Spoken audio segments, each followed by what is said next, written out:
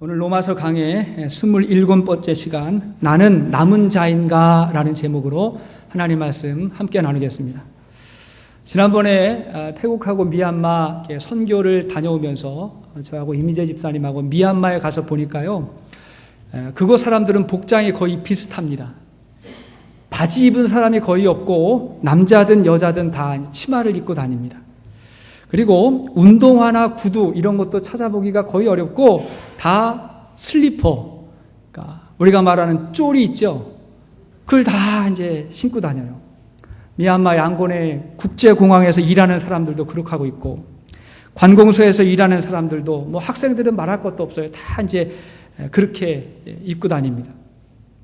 아마 날이 덥고 비가 많이 오니까 그게 이제 문화가 된 것 같아요. 그런데 여러분, 서서히 그것이 이제 개방이 되고 있는데 생각해 봤어요. 그러면 미얀마에서 운동화 사업하면 어떨까? 청바지 가게 하면 어떨까? 청바지 안 입는 나라들 없잖아요. 그런 생각을 해봤어요. 마음 가운데 그런 마음이 들 거예요.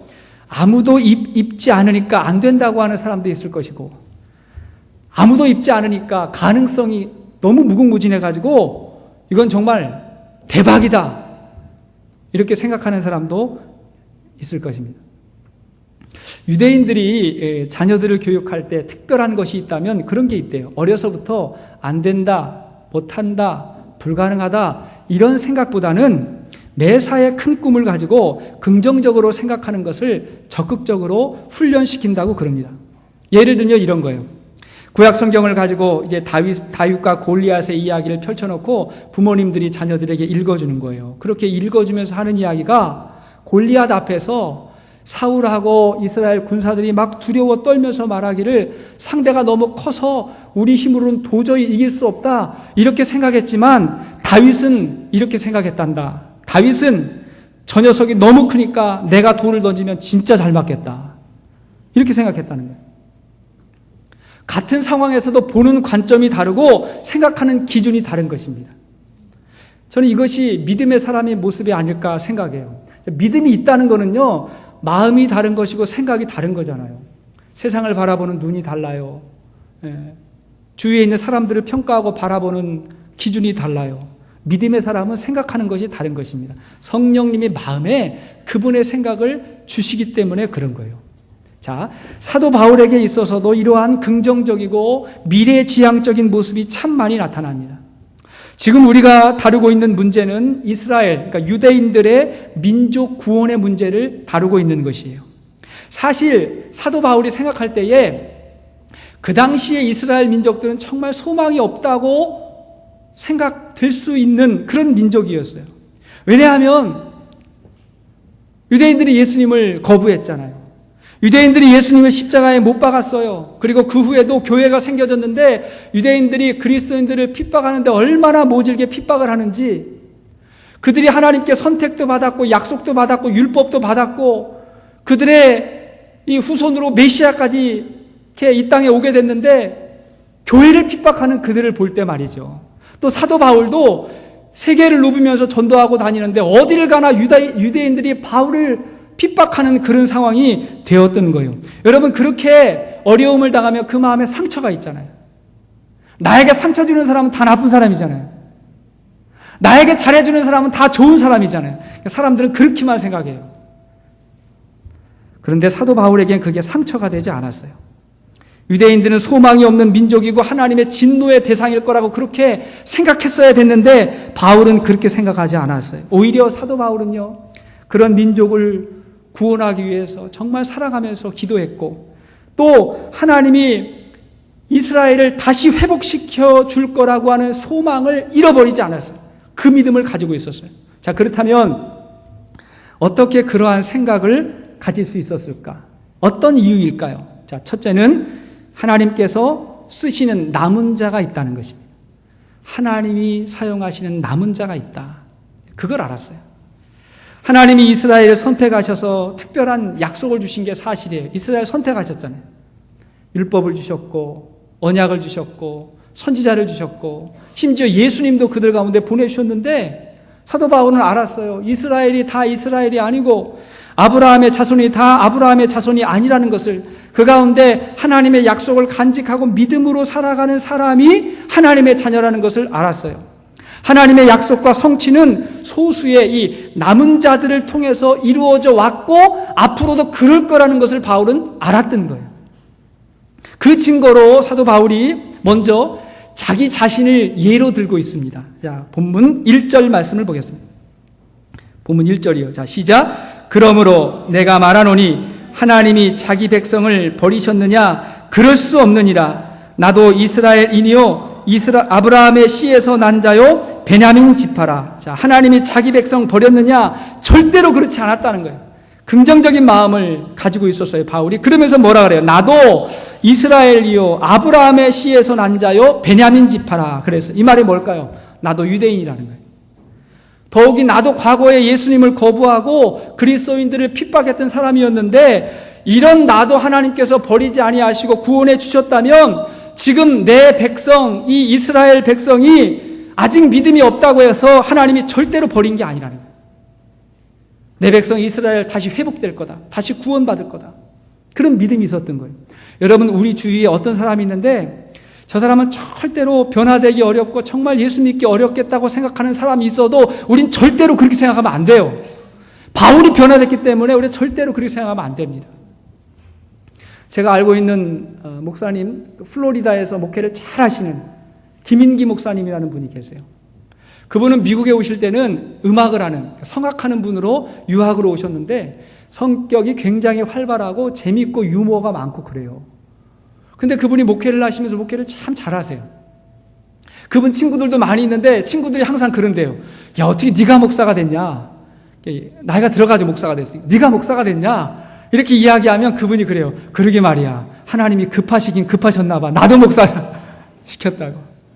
하나님이 급하면 다 하세요. 바울도 구원받았다. 다 된다.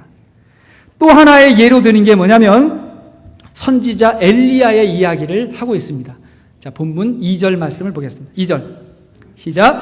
하나님이 그 미리 아신 자기 백성을 버리지 아니하셨나니 너희가 성경이 엘리야를 가리켜 말한 것을 알지 못하느냐? 그가 이스라엘을 하나님께 고발하되. 자, 엘리야 선지자가 나오는데 엘리야는 아합 왕 때 활동하던 선지자입니다. 그때 이스라엘이 굉장히 어둡고 굉장히 타락했던 시기예요. 나라가 타락한다는 것은 거의 지도자의 문제고 당시의 왕이 아합 왕이었습니다. 그런데 이 남자의 타락은 여인하고 관계가 있기 때문에 이 아합 왕의 아내 이 이세벨이라고 하는 여인이 굉장히 악한 여인이었어요. 이 여인이 각종 우상을 섬기면서 하나님의 사람을 죽이고 하나님의 제단을 완전히 허물어 버렸어요. 그때 외롭게 투쟁하면서 하나님의 메시지를 전했던 선지자가 엘리야 선지자입니다. 한 번은 엘리야가 아합 왕에게 찾아가 가지고 이렇게 이야기했어요. 왕이시여, 왕이 섬기는 신 바알과 아세라 신입니다. 그 우상신 그것이 진짜인지 우리 하나님인 여호와가 진짜인지 한번 대결해 보십시다. 그렇게 용감하게 이야기했어요. 그래서 저 유명한 갈멜산에서의 대결이 벌어지는 것입니다. 그때 바알과 아세라 선지자 850명이 딱 서 있었고 그들을 상대하는 엘리야 한 사람이었어요. 850대 1의 싸움이 벌어지게 됐어요. 근데 여기서 하나님께서 역사하셔서 엘리야에게 큰 승리가 임하고 그때 함께 싸웠던 850명의 이 이방인 선지자들이 다 죽어나가는 일이 벌어지게 됐어요. 그러면 끝나는 줄 알았어요. 그러면 이제 이길 줄 알았어요. 그런데 여자들은 굉장히 즐겨요. 이 이세벨 이 여왕이 더욱더 포악하게 엘리야를 죽이려고 했어요. 그때 엘리야가 너무 힘들고 지쳤어요. 로덴나무 아래에서 혼자 앉아가지고 하나님께 죽기를 구하면서 하나님 이제 못하겠어요. 이제 안 되겠어요.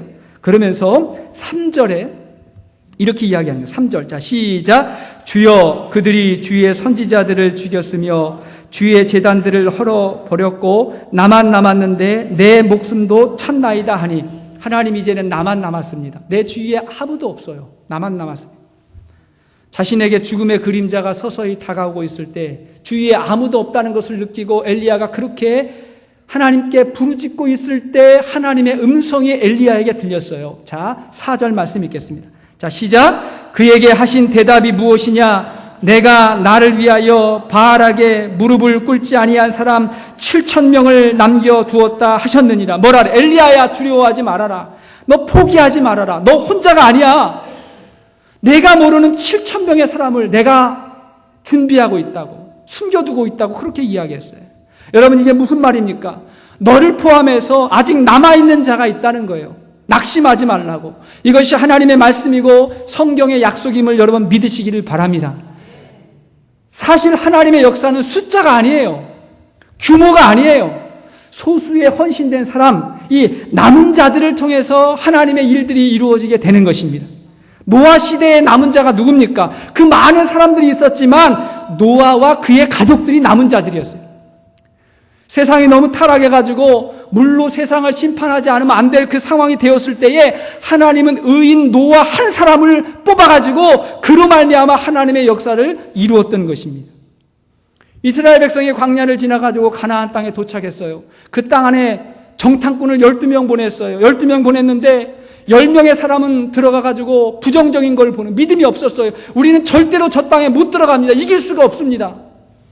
근데 두 사람이었어요. 여호수아와 갈렙이 우리 갈 수 있습니다. 하나님이 우리와 함께 하시면 갈 수 있습니다. 이 두 사람이 남은 자예요. 이 두 사람이 하나님의 역사를 이루는 사람이에요. 여러분, 숫자가 아니에요. 믿음의 분량이 중요한 것입니다. 이게 성경의 역사예요. 사랑하는 여러분, 세상이 아무리 악한 것 같고 요즘 교회에 말도 많고 탈도 많은 것 같지만 하나님의 역사는 중단되지 않는 것입니다. 분명한 것은 그 가운데 하나님의 뜻을 감당하는 남아있는 사람이 있다는 것입니다. 그게 하나님 역사예요. 북한에 교회가 있을까요? 없을까요? 있을 것입니다. 여러 가지 증거들이 많아요. 아마도 통일이 되면 그 북한의 그 어려운 상황 가운데 남아서 그들의 이 진실된 원색적인 믿음을 붙들고 남아있었던 그 사람들이 한국으로 와가지고 한국의 이 세속화됐고 규모는 있지만 진짜 신앙의 순수함들을 잃어버린 많은 교회들을 부끄럽게 할 수도 있어요. 성경은 그렇게 역사하셨어요. 우리는 너무 숫자에 연연하고 규모에 시선을 많이 빼앗길 때가 많아요. 그러나 요한계시록의 소아시아의 교회들을 보십시오. 예수님이 진짜 칭찬한 교회는 뭐냐면 서머나 교회, 빌라델피아 교회, 작은 교회였어요. 연약한 교회였어요. 근데 예수님 볼 때 칭찬만 하셨어요. 그런 교회가 하나님의 역사를 이루어 간다는 거예요. 또 우리가 믿음으로 바로 서려고 할 때에 내 주위에 아무도 없는 것 같은 외로움과 절망을 경험한다 할지라도 하나님 말씀하시는 거예요. 그건 너만의 착각이라는 거예요. 너에게 반드시 돕는 손길이 있고 하나님이 준비해 놓으신 사람이 있다고 여러분 믿으시기를 바랍니다. 하나님의 메시지. 자, 그렇다면 과연 누가 이 시대의 남은 자일까요? 사도 바울도 남은 자였고 엘리야는 그 당시에 남은 자였는데, 자, 오늘날 누가 그 역할을 감당해야 될까요? 자, 본문 5절과 6절 말씀 읽겠습니다. 5절 6절 시작. 그런즉 이와 같이 지금도 은혜로 택하심을 따라 남은 자가 있느니라.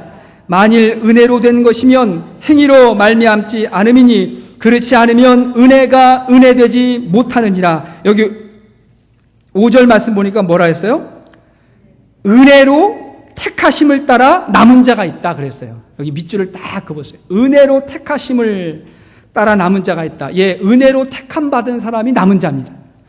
자, 구원받은 사람은 다 하나님의 택하심을 받은 사람이라고 믿습니다. 그러죠? 하나님이 택한 거예요. 그러면 그 택하심의 증거가 무엇일까요? 하나님의 은혜를 아는 거예요. 하나님의 은혜를 은혜로 알고 그것을 믿음으로 간직하고 살아가는 사람이 하나님의 택하심을 받은 거예요. 자, 그렇다면 남은 자는 은혜로 혹은 은혜 안에 살아가는 사람이에요. 그 남은 자예요.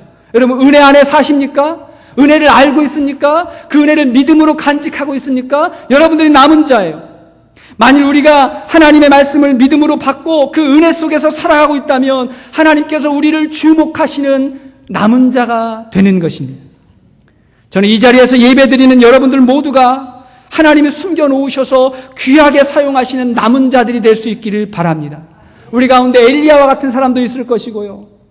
이름은 알지 못하지만 뒤에 숨겨져 있던 7,000명의 사람들과 같은 그런 분들이 우리 교회에 많이 있을 것입니다. 아무리 세상이 타락했다고 해도, 오늘날 교회와 성도들에게 여러 가지 부정적인 시선이 있다고 해도, 욕을 당해도, 그래서 참 그리스도인들을 찾아보기 어렵다고 해도 하나님이 저와 여러분들을 기억할 수 있었으면 좋겠습니다. 남은 자예요. 남은 자. 그러면 은혜를 알지 못하는 사람의 특징이 뭘까요? 그 특징이 뭐냐면 7절과 8절 말씀입니다. 7절 8절 시작. 그런즉 어떠하냐 이스라엘이 구하는 그것을 얻지 못하고 오직 택하심을 입은 자가 얻었고 그 남은 자들은 우둔하여 졌느니라. 기록된 바 하나님이 오늘까지 그들에게 혼미한 심령과 보지 못할 눈과 듣지 못할 귀를 주셨다 함과 같으니라. 자, 여기 보니까 7절에 뭐라 해서 이스라엘이 구하는 것을 결국 얻지 못하고, 구하는 것은 구원입니다. 그러니까 이스라엘이 구원을 결국 얻지 못하고 택하심을 입은 자가 구원받게 됐다. 이 택함을 입은 자가 누굽니까? 은혜를 아는 자가 구원받게 됐어요. 그 다음에 7절 하반전에 뭐라 그래요? 그 남은 자들은 우둔하여졌다 그랬어요. 여기 남은 자들은 그 앞에 있는 남은 자가 아니에요. 그거하고는 다르게 은혜 밖에 있는 사람을 말하는 거예요. 은혜 밖에 있는 사람.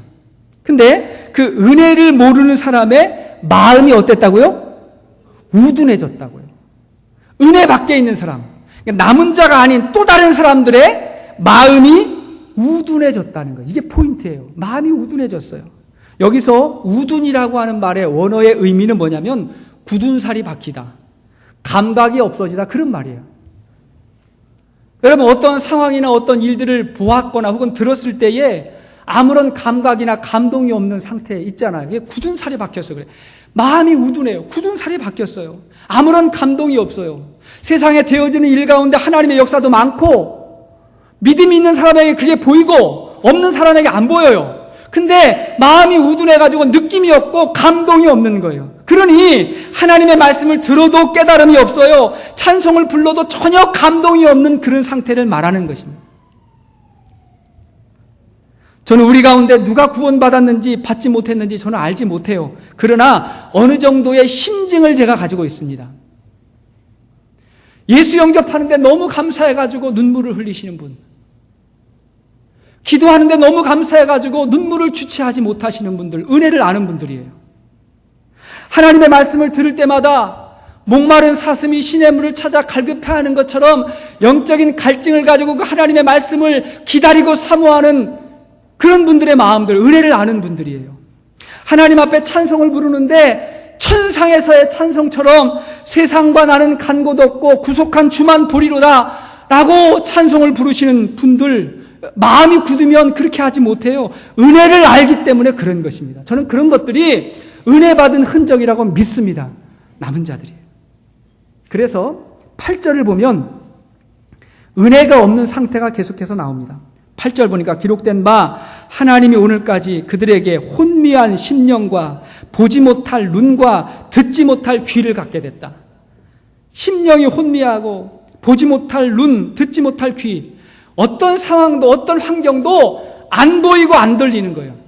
굳은 살이 박여서 그래요. 우둔해져서 그래요. 영적으로 말이죠. 그래요. 참 이상한 게 있습니다. 뭐냐면요, 말을 혹은 낙타를 물가까지는 우리가 끌고 갈 수 있어요. 그러나 물을 억지로 먹일 수는 없어요. 먹는 건 그들이 먹어야 돼요. 마찬가지예요. 하나님이 은혜로 우리 앞에 펼쳐놓으신 구원을, 은혜를, 평안을, 기쁨을 받아먹는 건 그건 우리가 해야 되는 거예요. 구원이 내 입에 있고 내 마음에 있다 그랬잖아요. 뭐예요? 하나님이 예비해 놓으셨다는 거예요. 그걸 우리가 받아먹을 수도 있고 그렇지 않을 수 있는데 그때 우리의 심령의 상태가 중요하다는 거예요. 볼지어다 내가 문 밖에 서서 두드리노니 누구든지 내 음성을 듣고 문을 열면 내가 그에게로 들어가서 너와 내가 먹고 마신다. 교제가 시작되는 거예요. 우리 예수님은 절대로 무례한 사람이 아니에요. 무례한 분이 아니에요. 억지로 우리의 마음의 문을 열고 들어오시는 분이 아니라 그분이 조용히 우리의 마음의 문을 두드릴 때 우리가 문을 열면 그분이 들어오셔서 하나님의 은혜를 우리가 경험하게 되는 것입니다.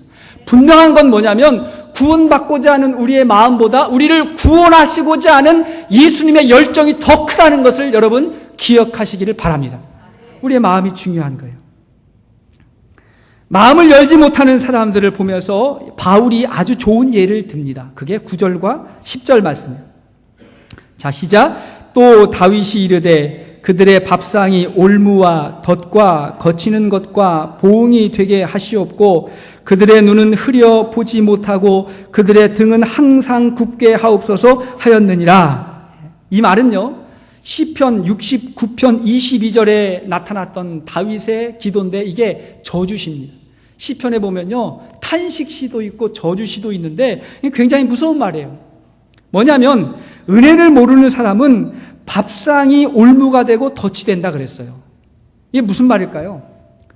밥상에 앉아가지고 밥을 먹고 있다, 뭔가 음식을 먹는다는 것은 굉장히 좋은 거지만 그것 때문에 눈이 막히고 귀가 막혀가지고 깨닫지 못한다는 것은 그게 나중에 올무가 되고 저주가 된다. 먹고 마시고 즐기고 교제하는 것은 참 좋은 거죠. 우리 살면서 그런 일 있어야 되잖아요. 근데 그것 때문에 정말 더 중요한 하나님의 은혜가 막혀 있다면 그것이 나중에 올무가 되고 저주가 된다는 거예요. 여기서 밥상이 무엇일까요, 여러분? 당장은 좋은 것 같은데 가로막고 있는 거예요.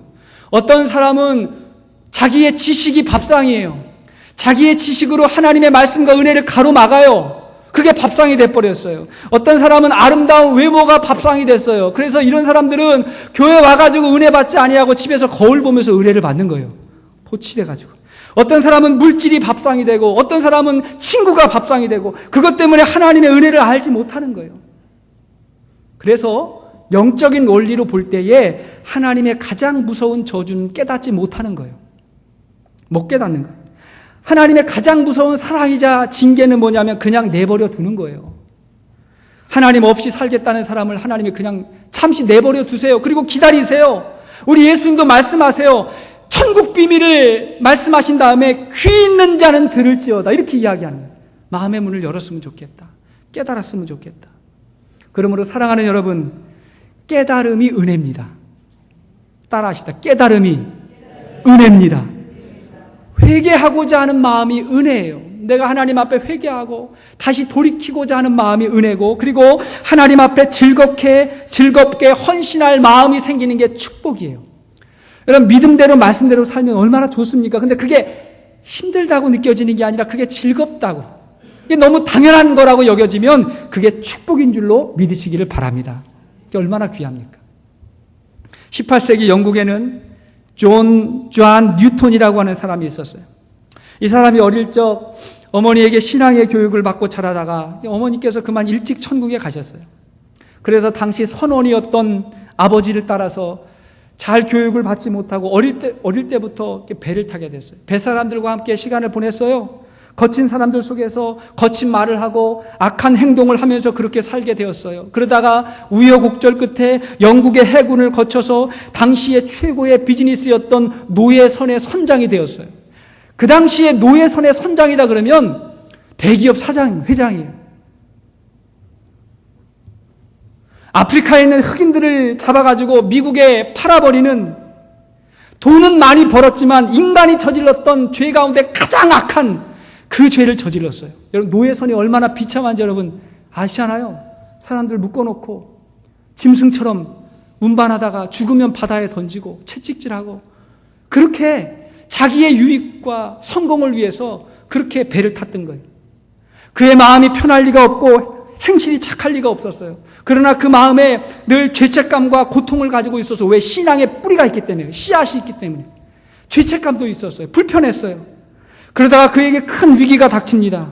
그가 타고 있는 배에 큰 폭풍우가 찾아왔어요. 그때 그가 어릴 적 기도해 주었던 어머님의 기도, 그것이 생각이 나서 하나님 앞에 울부짖으면서 자비와 용서를 구하고 기도하고 있을 때 하나님께서 들어응답하셨어요. 풍랑을 잔잔케 하셨어요. 그를 구원해 주셨어요. 모든 사람이 구원받게 됐어요. 그 일이 있은 이후에 그가 이제 그 모든 것을 다 정리하고 어릴 적 어머니의 소원대로 영국 성공회의 목회자가 돼서 18세기 영국의 부흥을 주도하는 위대한 지도자가 됩니다. 굉장히 훌륭한 목회자가 돼요. 그가 지었던 불멸의 찬송가가 뭐냐면 나 같은 죄인 살리신, 찬송가 304장이에요. 나 같은 죄인 살리신 주의 놀라워 잃었던 생명 찾았고 광명을 얻었네. 아마 이 그 불멸의 찬송가 한 곡만 뽑으라면 이거 뽑힐지 몰라요. 그죠? Amazing Grace. 근데 그가 했던 아주 유명한 말이 있어요. 뭐라고 얘기했냐면, 만일 당신이 천국에 들어가면 3번 놀랄 것입니다. 첫째는 천국에 와 있을 줄 알았던 사람이 없는 걸 보고 놀랄 것이고, 두 번째는 도저히 천국에 갈 수 없을 거라고 생각했던 사람이 그곳에 있는 것을 보고 놀랄 것이고, 그리고 세 번째, 노예 상인이었던 악령 높았던 내가 그곳에 들어오는 것을 보고 많은 사람이 놀랄 것이다. 그렇게 이야기했어요. 나는 절대로 구원받기 어렵다는 사람. 근데 하나님이 구원해 주셨다는 거예요. 여러분, 은혜를 아는 사람들에게 이러한 고백이 있는 줄로 믿습니다. 이게 은혜예요. 하나님이 날 구원해 주셨다는 거예요. 나 같은 죄인을, 나같이 정말 교만하고 연약하고 너무 부족했던 우리를 구원해 주셨다. 이 감격이 있는 거예요. 이런 고백이 있는 사람이 남은 자가 돼서 예수님의 제자가 돼서 복음으로 세상을 변화시키는 그리스도의 종들이 되는 줄로 믿습니다.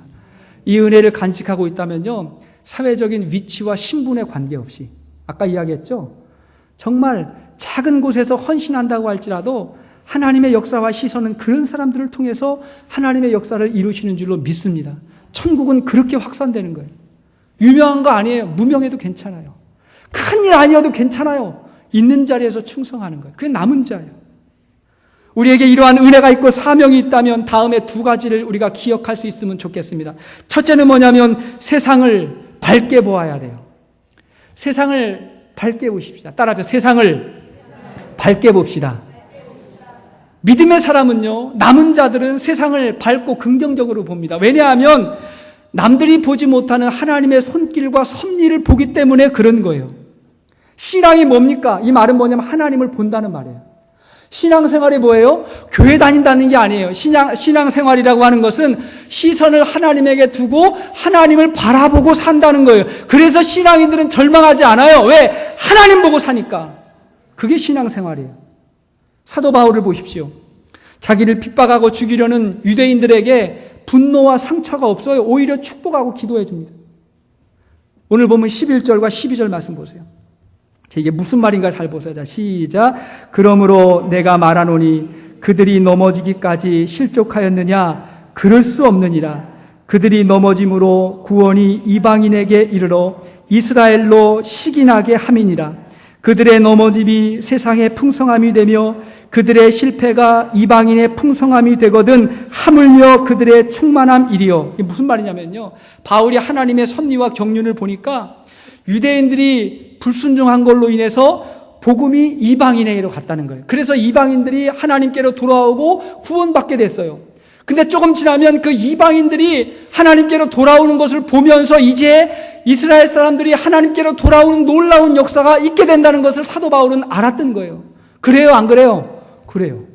유대인들이요, 자기들이 보고 있던 성경, 자기들이 기다리고 있었던 메시아, 그들의 율법, 그걸 가지고도 자기는 예수님을 몰랐는데 이방인들이 예수 믿고 하나님께로 돌아오는 걸 보고 유대인들도 깨어서 이제 다시 하나님께로 돌아오는 일들이 벌어지고 있는 거예요. 제가 다음에 그 얘기할 건데요, 놀라운 일이에요.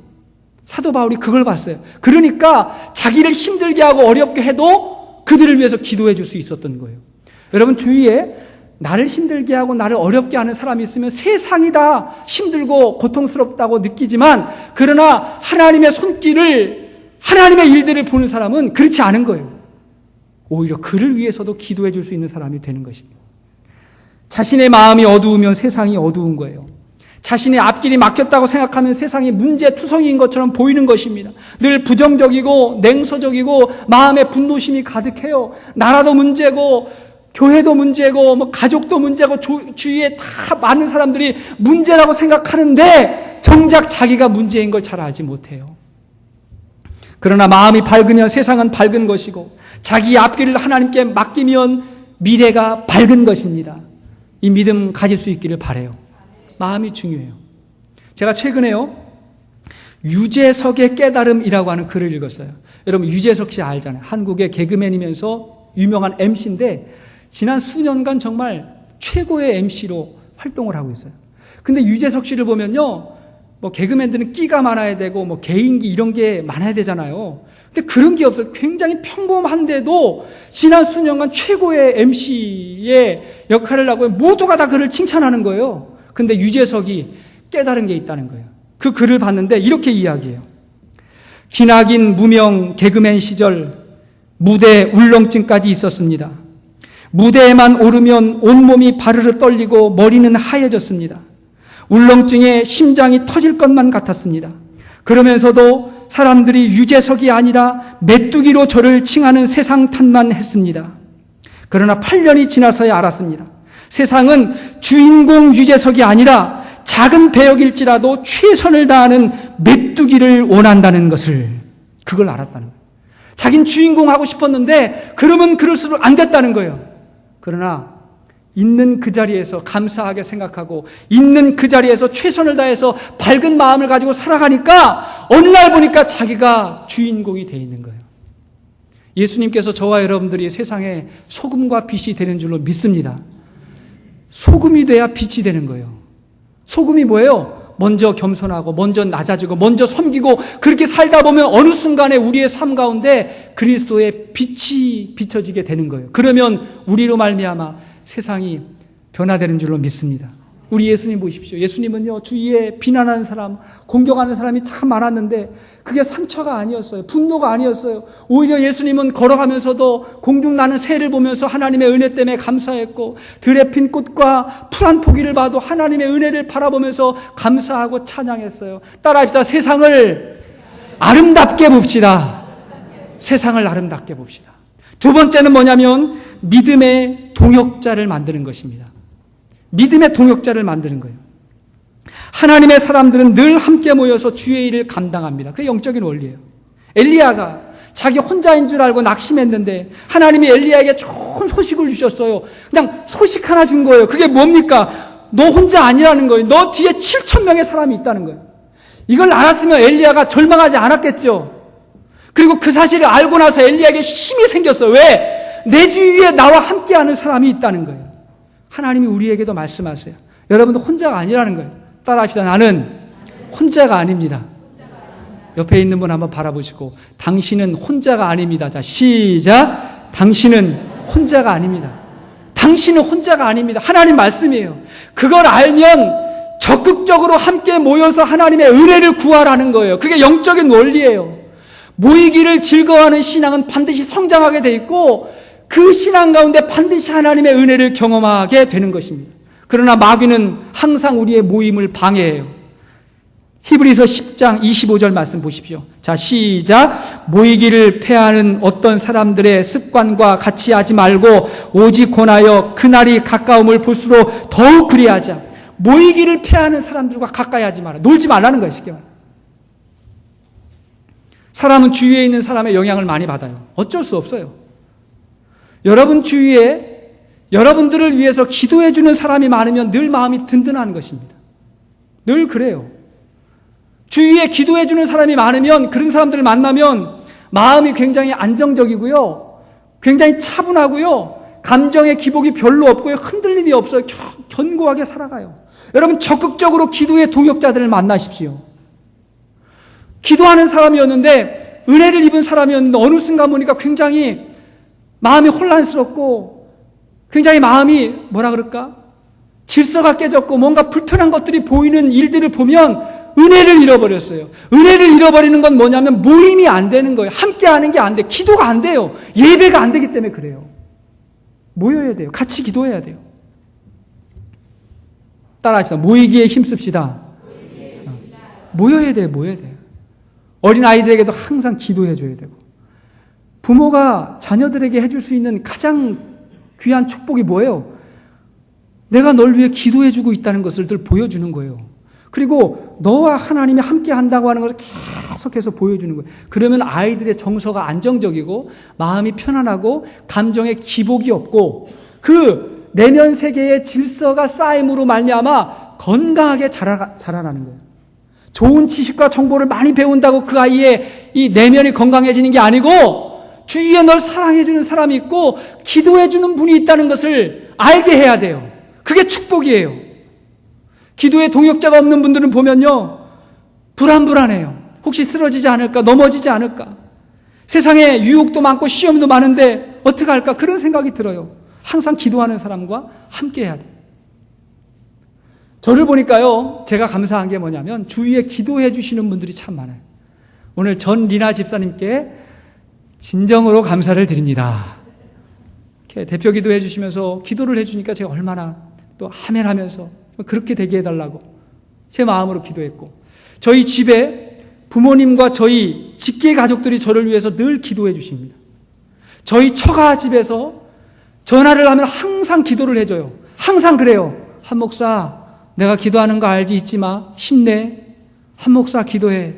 천영아 기도해주고 있어. 힘내. 항상 그래. 그 얘기를 들을 때마다 감사한 거예요.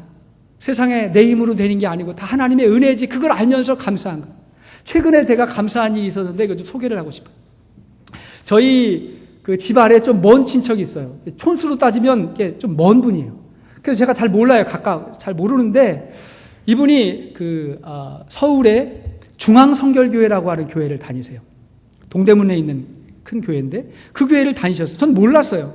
근데 제가 그 옆에 있는 장충단 교회에 사역할 때 그 두 교회가 어찌 연합으로 행사를 하는데 제가 그 교회 갔는데 거기서 만났어요. 거기서 만나가지고 여기서 만나다니 옆에 있는 교회에 있었구나. 네가 목사가 됐구나. 막 이야기하는데 네가 목사가 됐냐? 저도 속으로 하나님이 굉장히 바빴는가 급했는가 봅니다. 생각했는가 보니 서로 막 이렇게 막 격려하고 막 좋았어요. 저도 우리 가까운 분이 여기서 신앙생활하는 걸 보고 놀랐고 좋았고. 근데 그분이 너무 좋아가지고요. 가까운 동생이 목회하니까 너무 좋아가지고 그때부터 항상 기도해 주시고 저 목사 한 수 받을 때 목사 가운을 그분이 해주셨어요. 지금 입고 있는 가운을 꼭 내가 해주고 싶다고 그분이 해주셨어요. 그래서 얼마 전에 저희 어머님하고 통화를 하는데 그분이 한정섭 권사님이세요. 그 교회의 기도파입니다. 항상 중보기도 자리에 참석해서 기도하는데 그 교회는요, 그분들하고 관계되어 있는 교회와 목사님 이런 사람들을 위해서 같이 항상 기도한다는 거예요. 그래서 물어요. 요즘에 우리 천영이 동생이 갈릴리 선교교회에서 지금도 목회하는 거 맞죠? 어머니께서 맞지. 왜 그래요? 지금까지 기도하고 있는데 혹시나 물어본다고 그러면서 물어보더라는 거예요. 그 얘기를 들으면서 얼마나 감사한지. 기도해주는 사람이 있으니까, 함께하는 사람이 있으니까, 그래서 하나님이 나를 붙잡아주는 거지, 나를 잡아주는 거지. 이런 생각이 또 들게 됐어요. 사랑하는 여러분, 여러분들을 위해서 누가 기도해주고 있습니까? 또 여러분들은 누구를 위해서 기도해주고 있으십니까? 그게 중요한 거예요. 나 혼자 내 기도만으로 신앙생활을 감당하는 분들을 보면 힘이 약해요, 연약해요. 누가 기도해줘야 돼요. 기도의 동역자들을 만나야 돼요. 함께 모이십시오. 자, 모이면 살고 흩어지면 죽습니다. 이게 영적인 원리예요. 모이면 살고 흩어지면 죽어요. 주일에 모여서 기도하고, 목장에서 기도하고, 토요 새벽기도 시간에 모여서 기도하고, 가정에서 기도하고, 열심히 모이는 사람에게 하나님의 은혜가 임할 것입니다. 열심히 기도하는 사람에게 하나님의 능력이 임하게 될 것입니다. 견고하게 믿음에 서서, 반석 위에 서서 우리의 인생을 정말 아름답게 경영하게 될 것입니다. 고백하십시다. 함께 기도하십시다. 기도하십시다.